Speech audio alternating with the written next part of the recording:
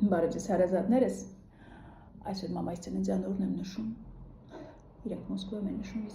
Երևանում։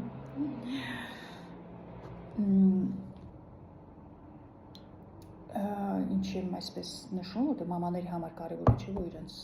երեխաները կերած լինեն, կապ չունի անգամ այդ երեխան շուտով 50 տարեկան է դառնում, իրենց համար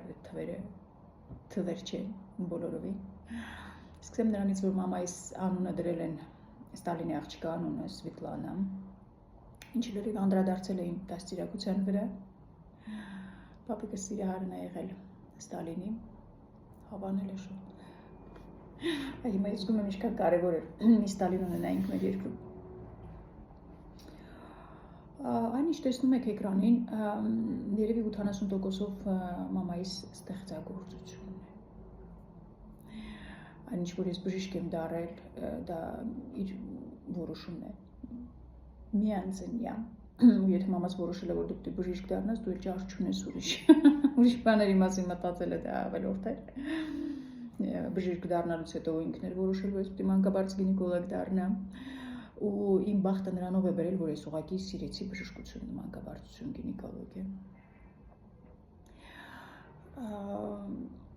Գրեչկան առաջ անգամ 40 տարեկանում եմ եղել, որ հասկանաք իմ մամայիս ազդեցությունը իմ կյանքում, գրեչկան չեմ կարա թարգմանեմ։ Որից ես տնային գործերից տեղյակ չեմ եղել։ 40 տարեկանում նոր առանձնացել եմ, սկսել եմ առանձին ապրել, նոր 40 տարեկանին մոտ նոր սկսել այդ տնային գործերը, դրա համար եմ հիմա շուտ ուտելիքներս տեղադրում, քանի որ ես ինքս եմ զարմացած, որ ես ամեն ինչ կարող եմ անել։ Շատ մեծ ազդեցություն ունեցել իմ մամաս իմ կյանքում։ Ունի Աստված տա երկար տարիներ ազդեցություն ունենան ծնողներս իմ կյանքում։ Մաման ինչ անձնավորություն է մեր կյանքում, իմ կյանքում, դա այնպիսի անձնավորություն է, որ ինքը պիտի ապրի, որ ես ուզեմ ապրել։ Այսօր կարող եք շնորհավորել մամայիս ծնունդը, մեծ հույսերով կհանդիպենք նորից, բարի օր բոլորիդ։